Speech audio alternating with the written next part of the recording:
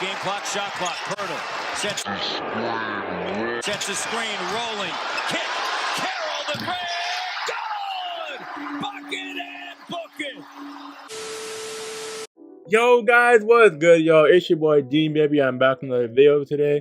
And in today's video, I'm going to be talking about a Raptor by y'all who may know it by the name of Demarre Carroll, and how it's time slowly diminishing the NBA with the Raptors and multiple teams. So if y'all are new, hit that like button and subscribe, and comment if you're new, and sub if they're trying to get to 200 subs by the end of the month. So if y'all are new, like, comment, subscribe, and let's run it. Demarre Carroll, a 6'6" forward, recently played for the Raptors, Nets, and Hawks. His time has fairly diminished in the NBA. Carroll is a very skilled player. He is known as a forward and winner that can be a 200 team that you need and that can score and space out in the offense. If Carroll can bring his value back to the NBA now to where it was when he played with the Hawks in the 2014-2015 season, as they made a crazy run the regular season as no one expected, and then got stopped by LeBron James in the Eastern Conference Finals as they rolled the East that year. I feel like if Carroll can be that same player he was before, he can deliver a team to a championship run maybe this season. As he's been the most overpaid player in Raptors history, he fell despite his play at the forward and wing position. As for his time now in the league, he'll be playing with a good time veterans in the NBA like Kyle Lowry, PJ Tucker, and many more good veterans in the NBA. As for Demarre Carroll, he had a route into the NBA. He first got drafted to the Memphis Grizzlies with 27th pick in the 2009 draft, and then got sent to the G League due to a lack of play and more time needed for development, like most NBA players who are drafted late in the first and second round take this step of development. This move to the G League meant he had a lot of work and time to develop his game, and then a little bit later after being sent from the G League, he then got called back onto the team, and then was going back and forth from the NBA to the G League.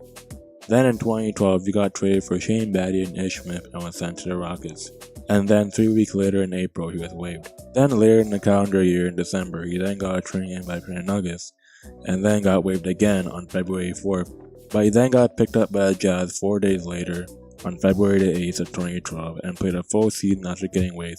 This then led to him signing to the Hawks the next year. As for the Hawks, he mainly started his role on the bench and was a full-time starting forward a year and a half later. This then led to the Hawks uprising in the NBA as they went on a 17-game winning streak in the calendar year. As for his time, Carroll felt he finally belonged to the NBA after being a role player and getting waived numerous amounts of times. This is when Carroll was set for stardom in the NBA due to his contribution on the Atlanta Hawks defense and offense through the regular season and their long playoff run. Now, with Carroll and his amazing play and stats and an all-star summer as well. In the summer of 2015, Carroll was looking to get paid as he was averaging 13 points per game, shooting 40% from 3, and 3 to 5 rebounds per game with a steal apiece. That season he played with the Hawks, it was a breakout year in 2015, and anyone with Demarre Carroll's caliber was looking to get paid and secure the bag like the Raptors, who had a fair amount of cap space and signed other additions as well in Luis Scola, Corey Joseph, and Bismack Biyombo. This then led to Demarre Carroll signing a 4-year, $60 million deal with the team and getting paid $20 million a year, with a player option in the 4th year.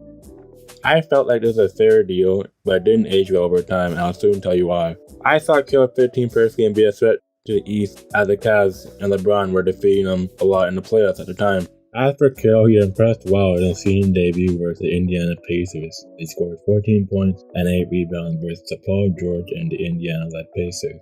This then led to Raptors in the right direction as they were atop the East for a long while. And then December comes along and he got ruled out with a bruised right knee injury for some reason after playing the Los Angeles Lakers the other night. This then meant the Raptors had to rely on a young core. He then returned December 26, 2015 against the Bucks 2 weeks later, and after return 5 games later he injured his knee again and needed surgery, which sends them in the right direction yet again. So in July 13th of 2017, they then traded him for cash considerations, and instead of waiving him, they traded him for a player by the name of Justin Hamilton on the Brooklyn Nets. As for Carroll and the Raptors we hoped for, he didn't fit in the Raptors' heavy offense with Kyle Lowry, Serge Ibaka, and DeMar DeRozan. You ever feel as though Toronto was a good fit for you? Nah, I didn't. Personally, I didn't.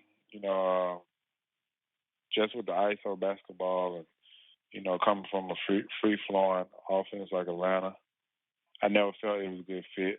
But at the end of the day, that was the past, and I got to try to move forward. Demarre, when you talk about it not being a great fit, that's obviously something you think about in free agency too. I mean, listen, I'm sure me, Damian, nobody would turn down an opportunity to make $15+ million a year. A team comes knocking and wants to pay that money. You're probably going to go. But do you think about stuff like that, or did you see it differently in terms of they may play this way, or DeRozan may be that kind of guy, but I still think there's a way I could fit in and still be the type of guy I can be. Yeah.